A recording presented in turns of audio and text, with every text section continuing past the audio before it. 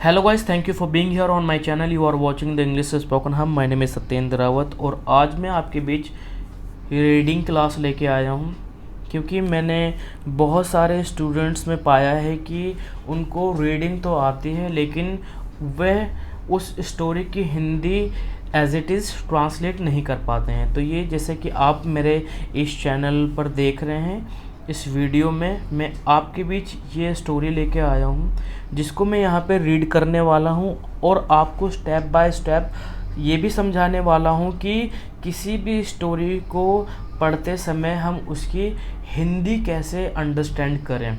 Okay, और इस video lecture के अंदर मैं एडवांस स्ट्रक्चर भी डिस्कस करूँगा जिसके अंदर कि आप अपनी इंग्लिश को और भी मजबूत कर पाओगे। और कुछ ऐसे भी वर्ड भी हैं इसमें जो आपने फर्स्ट टाइम देखे होंगे, सुने होंगे और पढ़े भी होंगे। तो मेरे इस वीडियो के अंत तक बने रहें। अगर आप मेरे चैनल पर नए हैं तो मेरे चैनल को फटाफट सब्सक्राइब कर लीजिएगा। ओके, और ये देखिएगा कि मैं कैसे पढ़ता हूँ और आप लोग कैसे पढ़ते हो। ठीक है, तो चलते हैं अपनी स्टोरी की तरफ और स्टार्ट करते हैं रीड करना। सो मैं फ़र्स्ट ऑफ ऑल स्टार्ट करूँगा स्टोरी के नेम से। जैसा कि आप यहाँ पे देख सकते हो 87 एक नंबर है जो कि ये मैं जो बुक पढ़ रहा हूँ ये एक स्टोरीज़ बुक है जिसके अंदर 500 स्टोरियाँ हैं इंग्लिश के अंदर। ठीक है, में मॉरल स्टोरीज़ हैं और भी फेरी टेल्स हैं, इत्यादि स्टोरीज़ हैं जो कि बहुत ही इंटरेस्टिंग हैं। आप भी मंगवा सकते हो जो आपको लगे अमेज़ॉन वगैरह से, फ्लिपकार्ट से। फेरी टेल्स स्टोरीज़ है ना, fairy tales books stories Champak. ठीक है, जो आप पढ़ना चाहते हो जिसमें आपको ज़्यादा इंटरेस्ट है। तो चलिए चलते हैं अपनी स्टोरी की ओर। यहाँ देखिए, 4 वाइट काउस एंड टाइगर, 4 सफ़ेद गायें और एक टाइगर।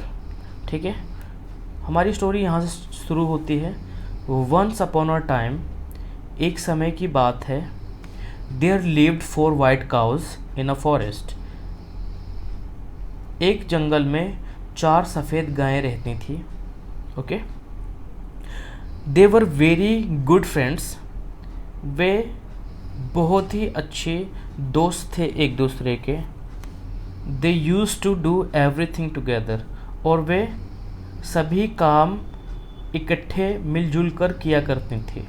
ठीक है, यहाँ पे देखिए यूज़ टू का यूज़ किया गया है, किया करती थी। ठीक है, तो they used to graze green grass together, वे हरी घास इकट्ठा चरा करती थी। ठीक है, there were lions and tiger in the forest, जंगल में टाइगर और शेर रहते थे। They were not able to kill them as they stayed together, क्या कहते हैं यहाँ पे देखिए, दे वर नॉट एबल, वो इतने सक्षम नहीं थे। ठीक है, कि उनको वो जान से मार देते अपने शिकार के लिए और खा जाते हैं ना। They were not able to kill them, वो इतने एबल नहीं थे कि उन्हें मार पाते। एज यहाँ पे एज यूज़ हुआ है क्योंकि के सेंस में।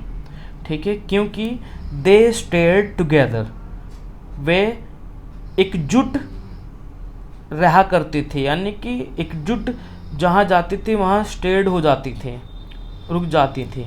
ठीक है, या रहती थी।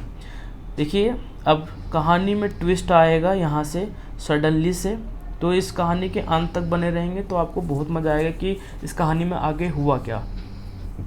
Okay, suddenly one day one of the white cow, अचानक एक दिन one of the white cow, उनमें से एक सफ़ेद गाय, felt angry and fought with other 3, एक दिन उनमें से एक गाय नाराज़ हो जाती है, वो सॉरी गुस्सा हो जाती है और वो लड़ पड़ती है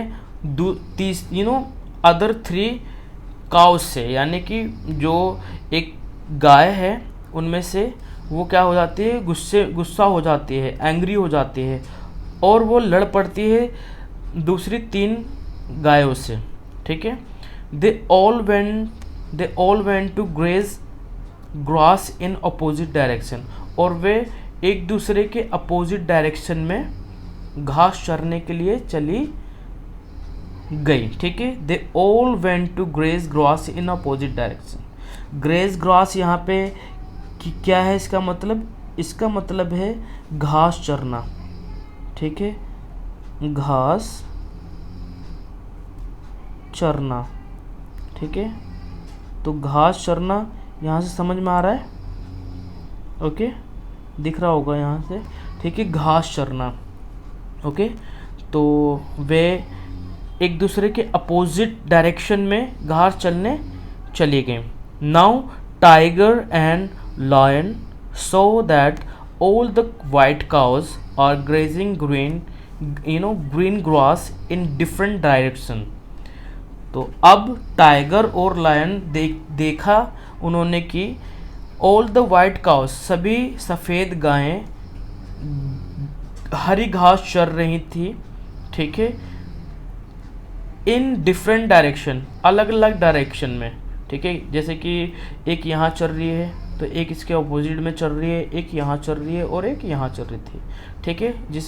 इस स्टोरी में मेनली 4 सफ़ेद गायों की बात की गई है, ठीक है, जिसमें से एक गाय गुस्सा हो जाती है किसी चीज़ को लेके और वो 3 अपनी साथी गायों से लड़ पड़ती हैं, और फिर उसके बाद वो चारों गाय एक दूसरे के अपोजिट में जाके घास चरने लगती हैं, ठीक है।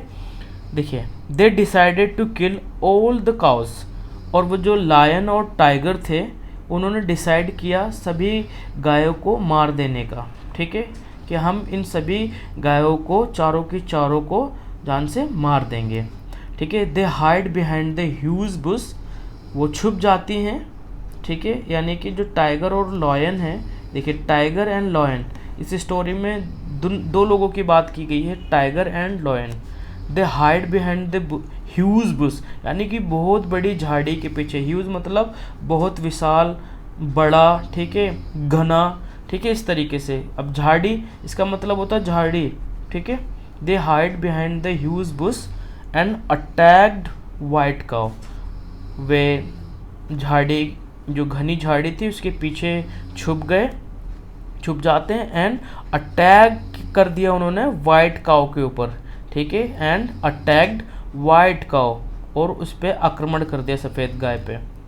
They killed all the white cows, और वे उन्होंने सभी सफ़ेद गायों को ख़त्म कर दिया, किल कर दिया, ठीक है।